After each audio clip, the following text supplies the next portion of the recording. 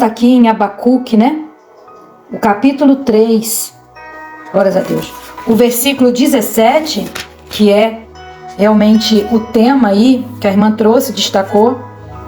Nós vamos ler, e eu vou ler na nova tradução da linguagem de hoje, que diz: ainda que a figueira não produza frutas, as parreiras não deem uvas, ainda que não haja azeitona para apanhar, nem trigo para colher, ainda que não haja ovelhas mais nos campos, nem gado nos currais, mesmo assim eu darei graças ao Senhor e louvarei a Deus, o meu Salvador.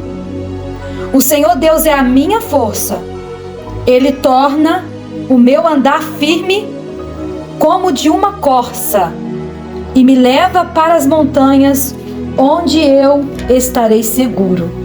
Glórias a Deus, é aqui que termina, né? Amados, então em meditação aqui, porque nós estamos lendo os últimos versículos deste livro, e com certeza para a gente entender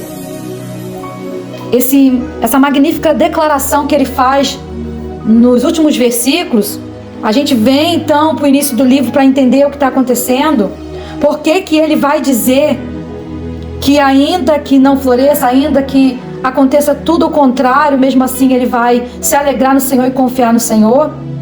Por que que ele faz isso? Como ele consegue fazer essa declaração? É uma declaração de fé, uma declaração de ousadia, uma declaração que a gente se admira ao ver, e é tanto que virou canções que nos inspira e nos traz muita esperança.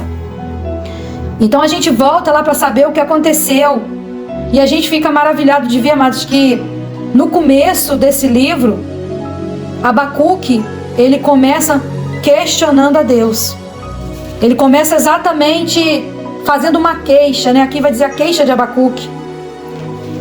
E a gente percebe que as coisas não andam bem. E a gente sabe que o profeta naquela época tinha que entregar a mensagem de Deus, e a mensagem era de juízo, mensagem dura, conforme Deus também deu para Jeremias, para Ezequiel, para Naum, para Jonas, para todos os seus conterrâneos ali.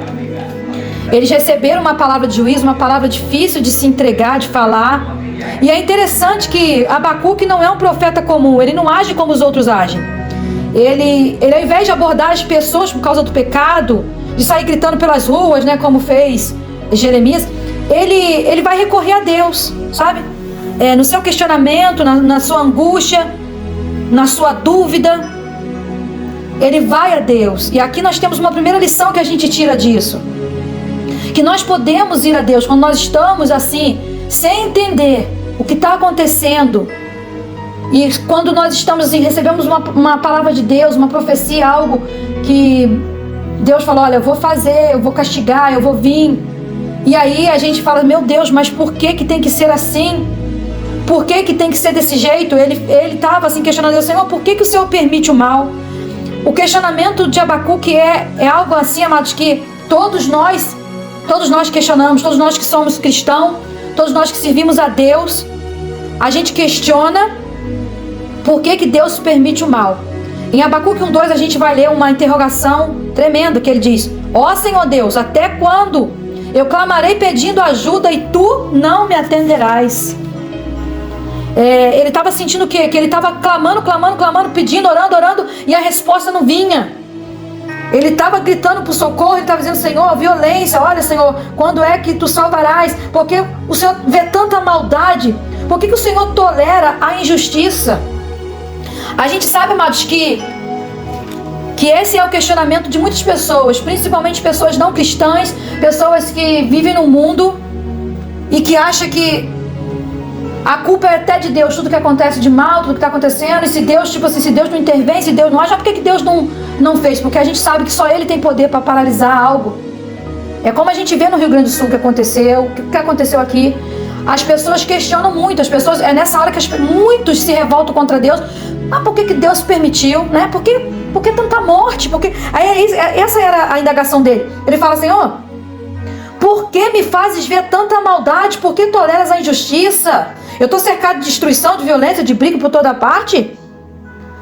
E a gente não entende, amado. Exatamente. A gente olha assim, Senhor. E ele fala, Senhor, eu sei que Tu és santo. Os Teus olhos não podem ver o mal. Esses dias eu estava pensando nisso, conversando com a minha irmã mais nova. E ela é professora também. E a gente estava conversando sobre isso. E ela falou assim, eu não sei como que Deus consegue tolerar. Como Deus consegue ver, né? A gente se questiona assim. É o Abacuque 1,13 que fala isso. Os teus olhos são puros demais para olhar o mal. Tu não suportas ver as pessoas cometendo maldades. Veja, amados, se nós, amados, veja, eu não consigo. Eu sou uma pessoa que não vejo filme de terror, não vejo filme de violência, eu não coloco, como diz o nosso querido amado Davi no Salmo 101, eu não colocarei nada que seja impuro diante dos meus olhos. Eu não aguento ver a maldade, eu não aguento ver alguém judiando de criança, judiando de animais, fazendo maldade. Amados, eu não consigo ver. E aquele disse assim, Senhor, como é que Tu consegue? Os seus olhos são puros para olhar o mal. Tu não suporta ver as pessoas cometendo maldade. Aí eu disse, então, diante disso, por que o Senhor fica tão calado? Por que os malvados estão continuando matando pessoas, né? E tratando tão mal. Ele está falando dos babilônicos, né? Ele está falando ali daquele povo que vem para poder pegar as pessoas como peixes no anzóis, fazem o que quer, oprimem, fazem o que quer. E a gente sabe que naqueles dias eram bem piores assim, nesse aspecto como de hoje, porque havia muita escravidão. O Brasil sofreu momentos de escravidão, né? Que, meu Deus, quanta maldade foi feita, né? Então, assim, a gente sabe que nós, como seres humanos, nós olhamos essas coisas e a gente também fica, Senhor, por que tudo isso? Por que o Senhor permite que eles prosperem, que eles executem, que eles continuem fazendo a maldade sobre a terra? Porque a gente vai a Deus e a gente pede a Deus, Senhor, socorre, nos ouve, porque só Ele pode dar o fim à guerra, só Ele quebra, corta a lança, queima os carros no fogo, como diz o Salmo 46, só Ele pode fazer. E a gente vê que esse questionamento, amados, ele vem em toda a Bíblia. Se você observar, outras pessoas, personagens bíblicos, teve o mesmo questionamento, e nós vemos isso aqui também no Salmo 73. O Salmo 73 vai falar de Asaf, que ele disse assim, Senhor, quanto a mim, eu quase desviei, por contemplar que os arrogantes, os invejosos estão prosperando. Eles estão aí, a soberba deles estão como colar, a violência deles igual um manto, e parece que nada acontece com eles, enquanto que nós, parece que em vão nós estamos guardando a nossa inocência, a nossa santidade, porque nós somos atormentados dia após dia, somos castigados. Enquanto os ricos vão prosperando, enquanto os ricos, parece que os pecadores vão prosperando, vão aí cometendo as maldades e nada lhes acontece.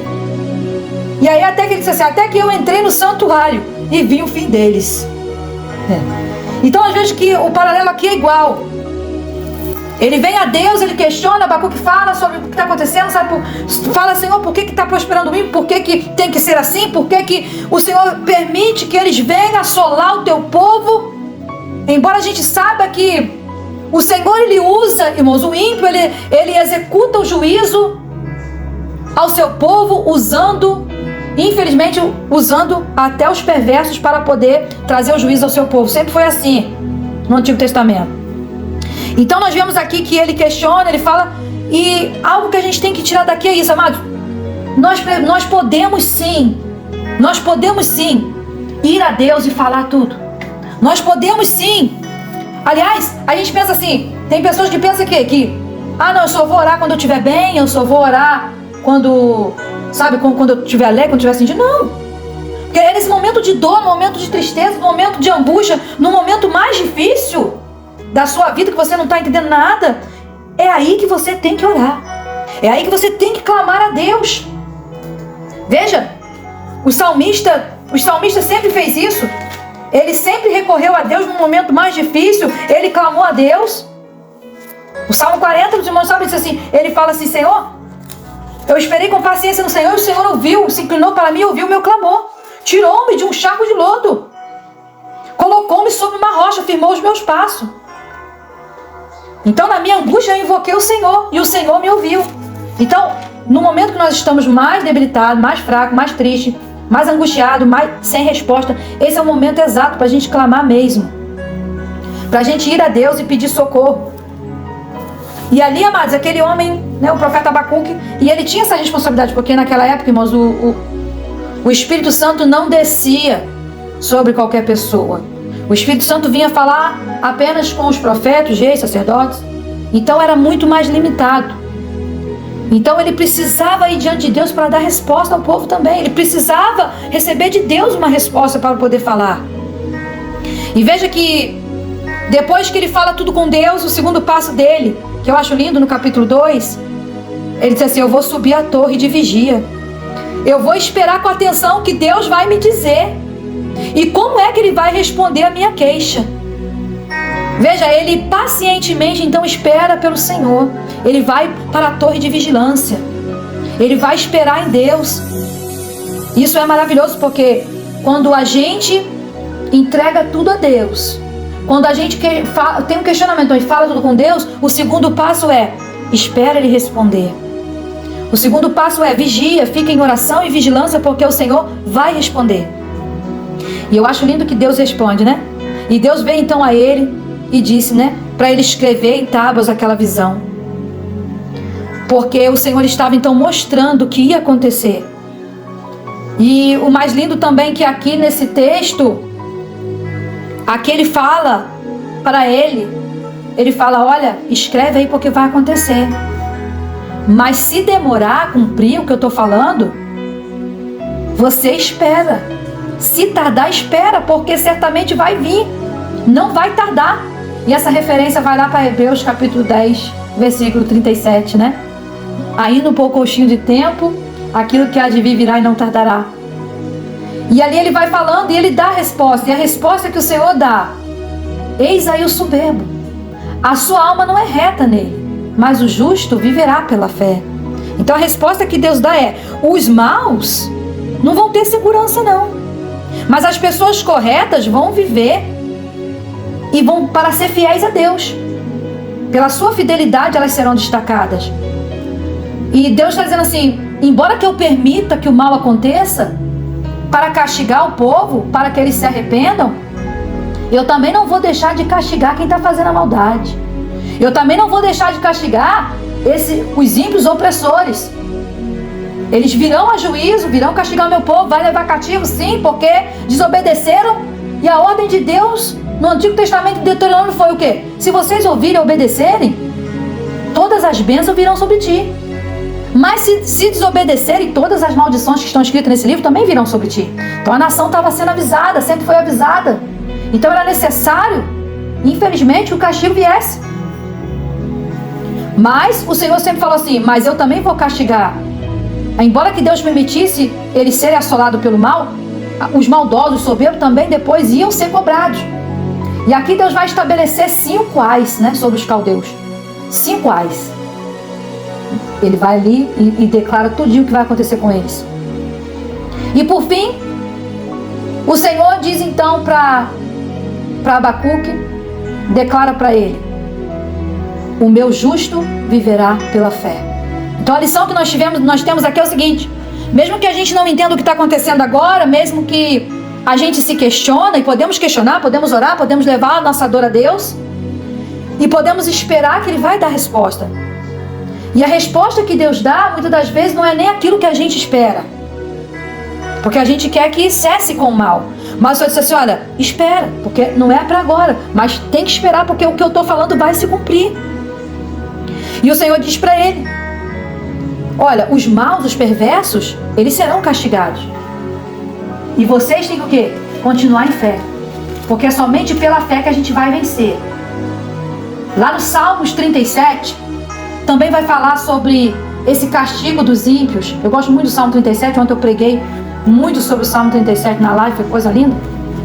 E aqui, ele diz: não te indignes por causa dos malfeitores, não tenha inveja dos que praticam iniquidade, porque dentro em breve Eles definharão como a relva, murcharão como a erva verde. Confia no Senhor, faz o bem.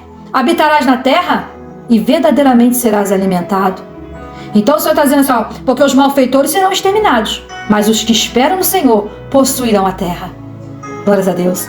Então, aqui no Salmo 37 vai explicar muito também sobre isso, sobre a gente não ficar indignado por causa da maldade. A gente não ficar indignado porque as coisas estão acontecendo e você não está entendendo e você tem que simplesmente esperar o que Deus vai fazer. Você tem que esperar o castigo dos ímpios. Não é fácil, amados, ver alguém que comete a maldade, está ali, ó. Fala, Senhor, meu Deus, até quando, Senhor, a gente vai ver isso? E o Senhor parece que não está vendo, mas Deus está vendo tudo, amados. E o Senhor está dizendo, anda você em fé. Deixa os teus inimigos comigo, porque sou eu que vou fazer a justiça. Glórias a Deus. Então, por fim, amados, aqui no capítulo 3, a oração de Abacuque.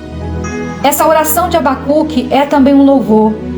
Ele diz assim, e esta é a oração do profeta Abacuque, feita em forma de um hino. Veja, depois de tudo aquilo, ele vai orar e ao mesmo tempo salmodiar o Senhor, um salmo, um louvor.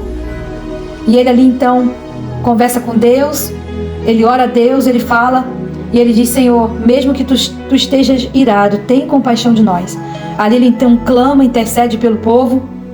E ele vai então terminar falando essas palavras que a gente falou aqui no início. E o verso 16, interessante que ele fala assim, quando eu ouvi tudo isso, eu fiquei assustado. Os meus lábios tremeram de medo, eu perdi todas as minhas forças, eu não pude ficar em pé. Portanto, eu vou esperar tranquilo o dia em que Deus castigará aqueles que nos atacam. Veja, Deus, Ele vai nos dar a força. Quando a gente perde todas as forças, quando a gente fala, meu Deus, eu agora não consigo nem ficar mais de pé, mas mesmo assim Ele toma uma decisão. Mesmo que eu perca as minhas forças, mesmo que eu não consiga ficar de pé diante dessa situação, eu vou esperar. Eu vou esperar tranquilo o dia que Deus vai castigar então aqueles que estão nos atacando. O dia da vingança do nosso Deus, vamos aguardar. Veja, Deus então deu força para ele. Naquele momento ali que ele descansou no Senhor, o Senhor renovou as suas forças. Porque vai dizer Isaías, né? Os que esperam no Senhor renovarão as suas forças, subirão como asas, como águia, correrão e não se fadigarão. Então Deus, ele faz uma promessa que é de nos dar nova força, de colocar o nosso pé firme assim como uma corça e nos levar até as montanhas. Deus nos faz subir as montanhas. Porque veja, quando a gente está no vale, quando a gente está embaixo, a gente fica o quê? Só olhando o que está abaixo de nós, a gente não consegue ver uma perspectiva de mudança. Por isso ele diz assim, eu vou te fazer subir, eu vou te renovar as forças, eu vou fazer você subir como a corça e levar até as montanhas. Como diz assim, o Senhor Deus é a minha força, você 19 diz, Ele me faz andar como a corça, me leva para as montanhas, aonde eu ficarei seguro. Então veja, não se limite ao vale, a tua visão no vale. Não fique de cabeça baixa. Quando você pensar que a tua força acabou, vai a Deus, recorre a Deus, corra para Ele, questione, fale da sua dor. Veja, amada, a oração é isso, a oração é você entregar a Deus e falar, Senhor, é a queixa, assim como Jó se queixou, Jeremias também se queixou. Se você observar todos os profetas, eles queixaram e falaram, Senhor, me ajuda, porque é difícil, meu Deus, levar essa palavra para o povo de destruição. É difícil ter que falar para eles que o juízo está às portas. É difícil levar essa palavra de exortação, de correção, e saber que o nosso inimigo está vindo, vai assolar e não tem para onde a gente fugir disso. Veja, o profeta ali entendeu o seguinte, Deus já estabeleceu o juízo e não vai voltar atrás. Deus já estabeleceu o juízo e não vai voltar atrás, não adianta, mano. Porque pecamos contra o Senhor e agora nós vamos ter que encarar a sua ira. E ali então a gente vai o quê? Apenas esperar. Esperar, ficar na torre da vigia, na vigilância, esperar o Senhor fazer. E fazer, tomar essa decisão que o Abacuque falou. Ainda que eu veja tudo agora destruído, que não tenha mais alimento, que não tenha mais ali as ovelhas, o gado, tudo falhar, eu vou me alegrar no Senhor. Aleluia. Eu vou me alegrar no Senhor a despeito então de tudo isso. Eu vou ficar aqui esperando Ele cumprir as promessas, e mesmo que eu não vejo nada, eu vou tomar uma decisão de me alegrar no Senhor a despeito de tudo isso. Porque Ele me disse que eu tenho o quê? Que viver pela fé. Não pelo que eu estou vendo, mas unicamente pela minha fé. Então nisso, Ele disse: Senhor, Tu é a minha força. Eu posso ter perdido a minha força, Senhor, mas Tu és a minha força. E o Senhor vai tornar o meu caminho firme. O Senhor vai me levar às montanhas. Então deixa Deus te conduzir, amados, para o alto. Olhe para o alto, porque é de lá que vem o teu socorro. O Senhor, Ele não quer que a gente fique de cabeça baixa. Ele quer que a gente entenda que Ele está no controle de tudo e que Ele vai fazer o que está determinado a fazer. Então que esse frescor do topo da montanha possa te refrigerar a alma. Você possa olhar a campina embaixo e pensar: eu estou perto de Deus. Eu não vou ficar no vale só chorando. Eu vou subir a montanha. Eu vou subir. Eu vou falar com Deus. Eu vou ficar perto de Deus. E Ele vai me dar escape na hora certa, no momento certo. Glórias a Deus. Porque o justo viverá da fé e não daquilo que ele vê. Amém, amados? Esta é a palavra do Senhor aos nossos corações. E eu vou agora terminar aqui, então, glórias a Deus, louvando ao Senhor com esse louvor. Santo és, Cristina Mel. Glória a Deus. Aleluia. Ainda que os campos não floresçam mais, ainda que a vida perca o seu fulgor, ainda que as tormentas silenciem meu falar, eu não me afastarei do meu Senhor.